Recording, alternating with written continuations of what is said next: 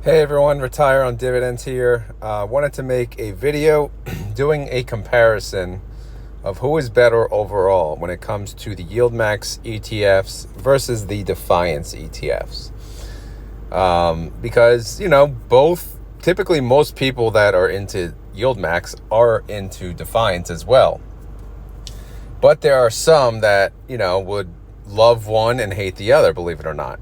And there's a lot that are just asking, which is better? Where should I put my money? Because maybe, either they don't have a lot of money to spread across all the funds, or maybe they just don't want to be bothered tracking both of these. Because yes, it can be a lot of work.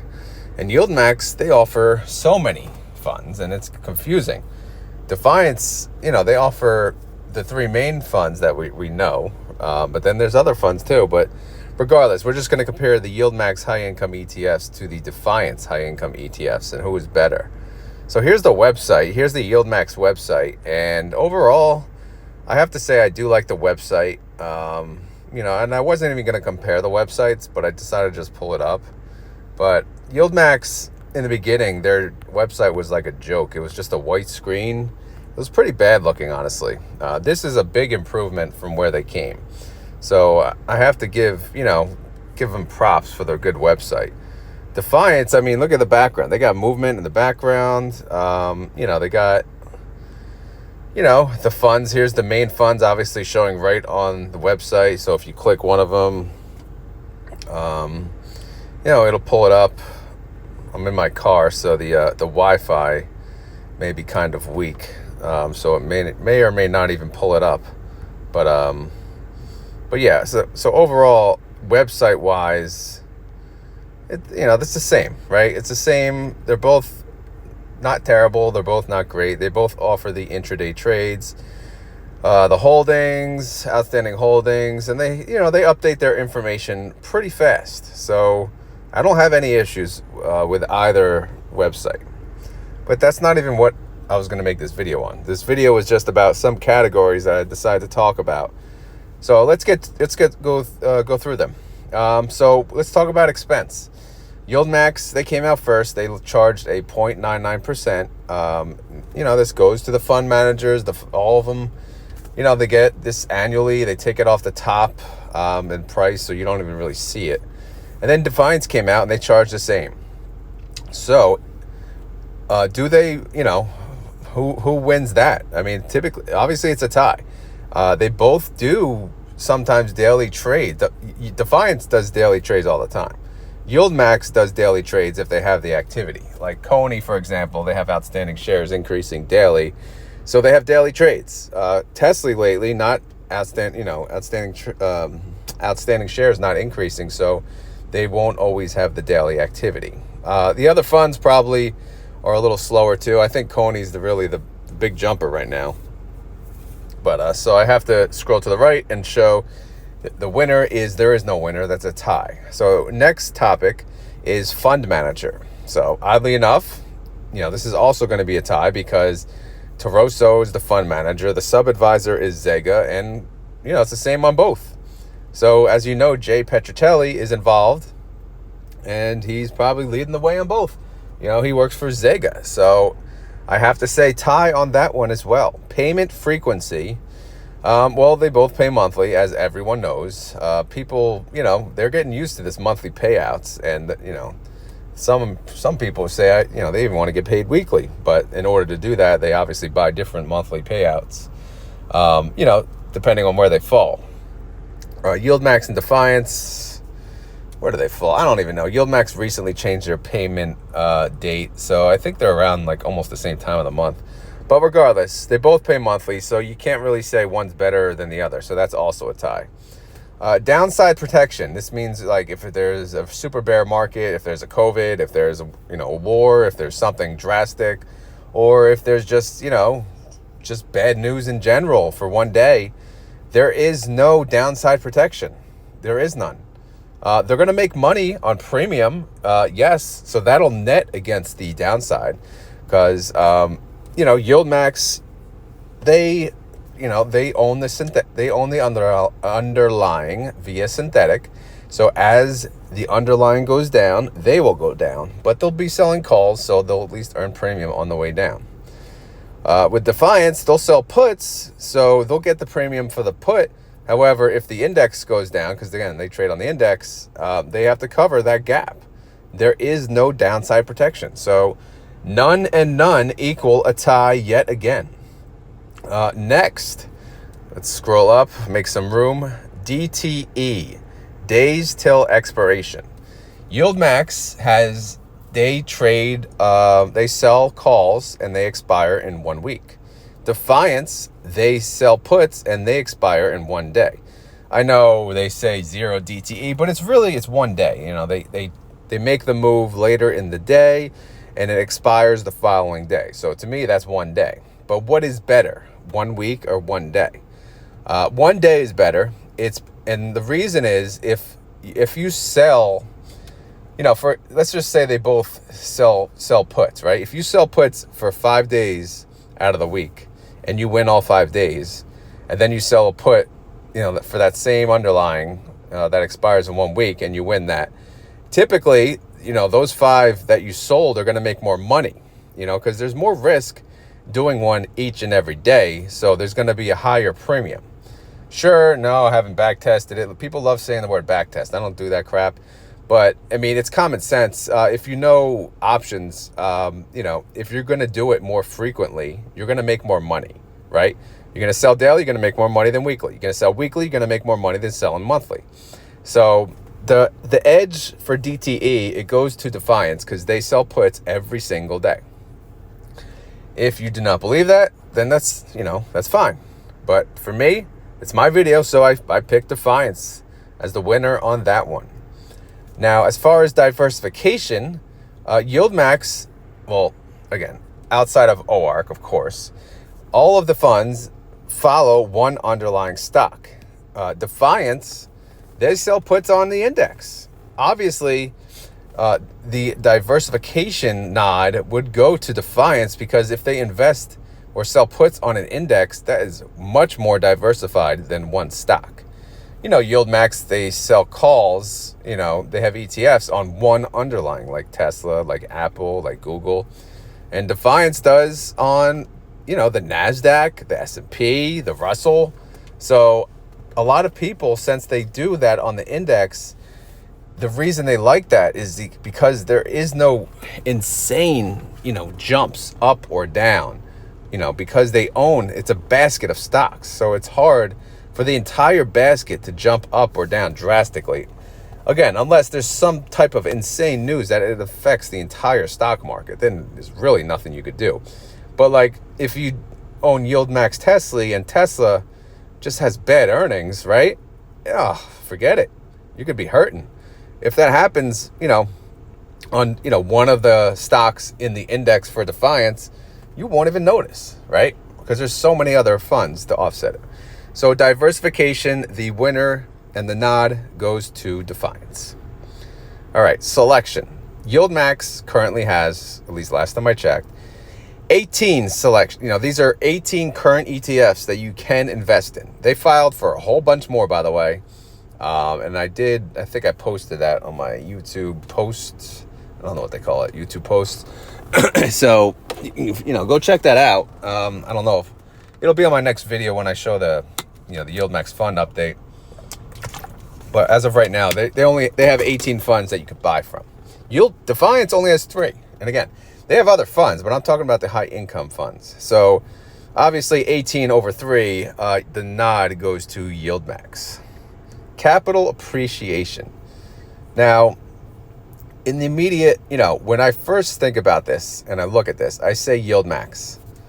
Because when they sell calls out of the money, they get the capital appreciation for that, right? They get that to an extent up into the call price. When you sell puts, they don't own the underlying. There's no, for Defiance, there is no synthetic. They're just making premium, and that's it. So the ETF only moves when they make premium. Now, if you think about it, the YieldMax is the exact same way, because every single transaction that they do is an option. So the entire fund is an option. The buy call, the sell put, the sell call, right?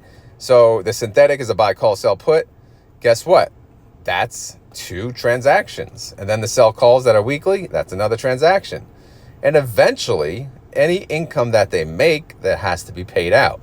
So my understanding is when you talk about capital appreciation, yes, the immediate understanding and the immediate view, it could look like YieldMax has more potential for capital appreciation. But, and they, percentage wise, that's not the case. Overall, appreciation, I would say yes. If you look at Coney, for example, right?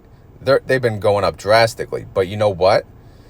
If they want to be an RIC, what is it? Registered, whatever the hell it is. RIC, you have to pay out 90% of the income, right? So to me, that means they can hold back 10% at most. And if they hold back 10%, to me, that's really a capital appreciation, because they're paying out the rest of the 90%. So in reality, they can only make 10% a year. Am I wrong? Someone, please, if you're an expert in ETFs, expert in investing, let me know. But that, when I think about it, it's a tie, right? Overall, the income made from the premium, I think YieldMax would win.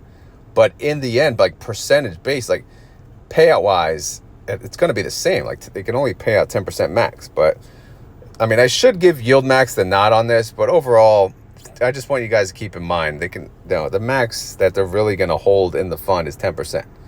That's at least how I look at it. Again, I could be wrong. Who am I? I'm no one. I'm just some schlep on YouTube, right? Along with the other schleps. Anyway, next category, implied volatility. YieldMax has funds. Again, they have an ETF and they track an underlying.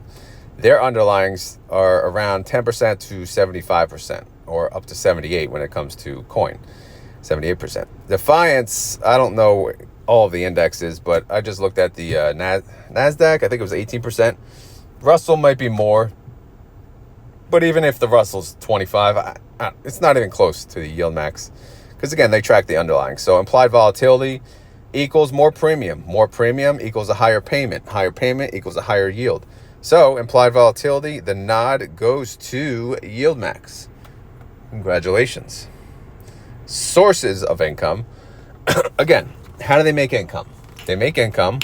They both have treasuries, right? Okay. Defiance, what do? Sorry, I'm drinking water. Defiance, they make interest from treasuries and they sell puts, okay? That's how they make income. They make premium from selling puts and they make interest from treasuries. Okay, great. What does YieldMax do? They make interest from treasuries. They make premium from selling calls, but think about the synthetic. When they open a synthetic, it's a buy, call, sell, put. So some income comes from the sell put. It's possible. Yes, it's possible.